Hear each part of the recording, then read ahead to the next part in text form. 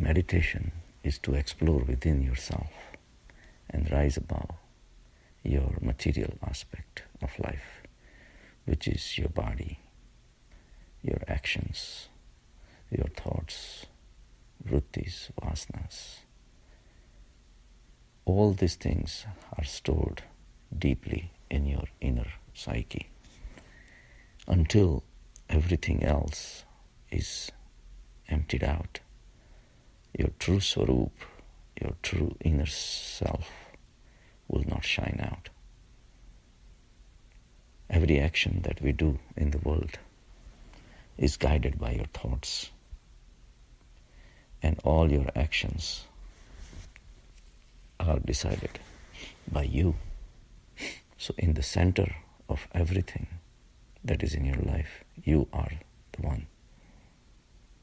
And around you, all the actions, thoughts, desires, beliefs revolve around you. And that's the total addition of all these things is your ego. So, ego is the problem. Sansar is not the problem. In this sansar, we act, but the action is limited. It comes and then it goes. Then another action starts and then comes and goes.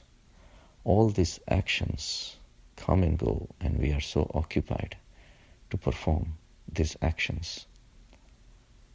So our ego is in a constant working mode, like a factory which is operating all 3 shifts with full capacity of workers, and we never have a peace. So the thoughts are the cause that limits ourselves from going within to find out what is the real life behind the life that we see. The doership is associated with its own problems.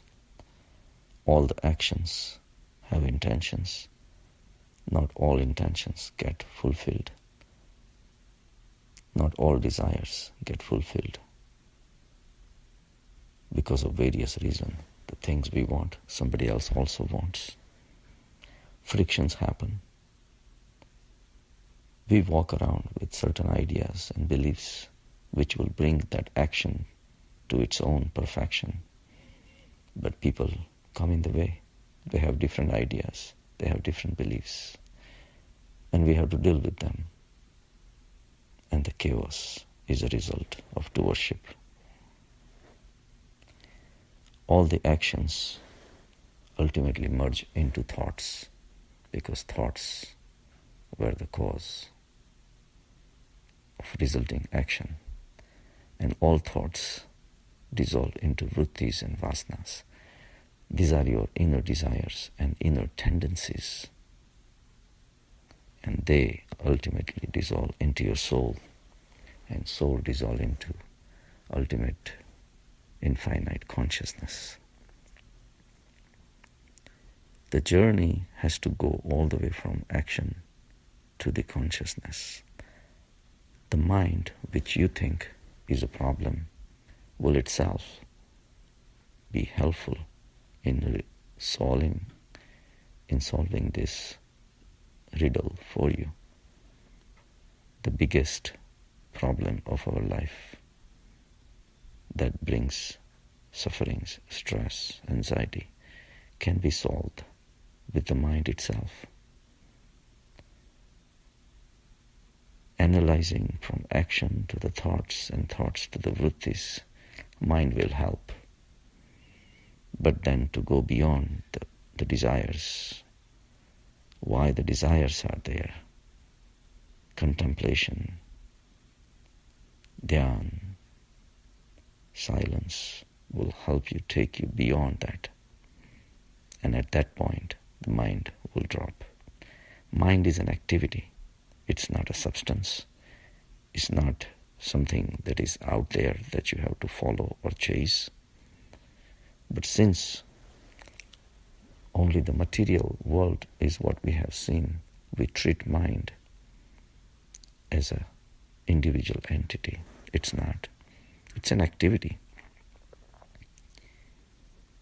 We want mind to quiet down, not get rid of it. Mind is not our enemy. So let the mind be alone. Let it do whatever it wants to do.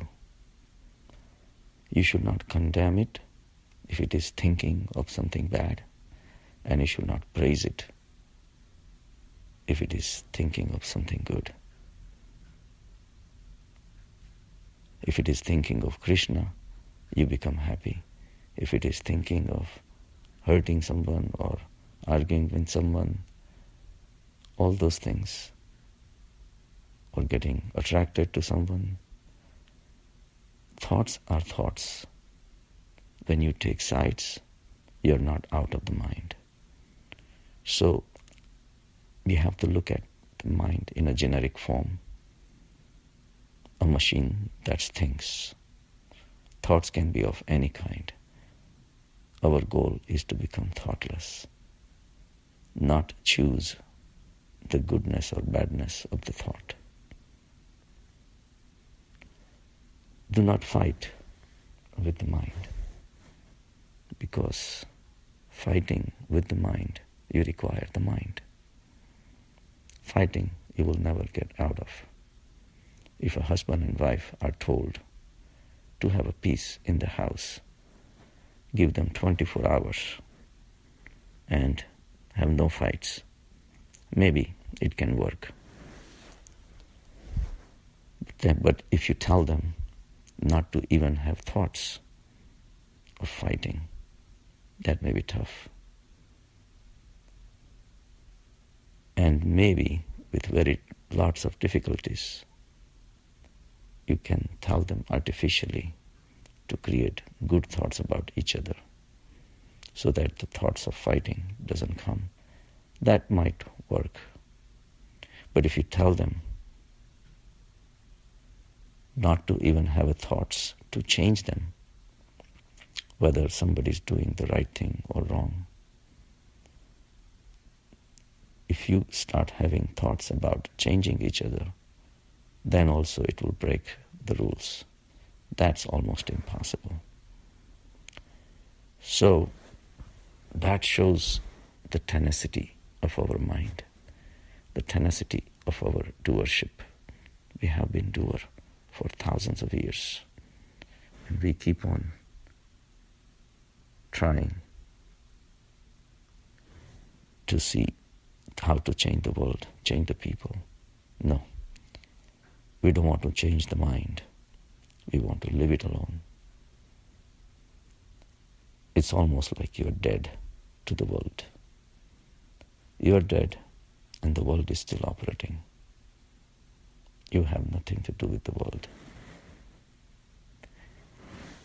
Once your doership starts getting into a question, whether it is really helpful or not, automatically the observership takes over. Observership is at the soul level. Soul is an observer of all the activities. You won't have to try to become an observer. Observership is going to express from within as soon as the doership drops. That's how it is. Either you are there or the ultimate consciousness is there. As long as you put in yourself into the picture, that picture cannot be replaced by anybody else. Like a throne, on the throne only one king can sit, either you or the God. Choice is yours. So the bottom line is, don't treat mind as an enemy.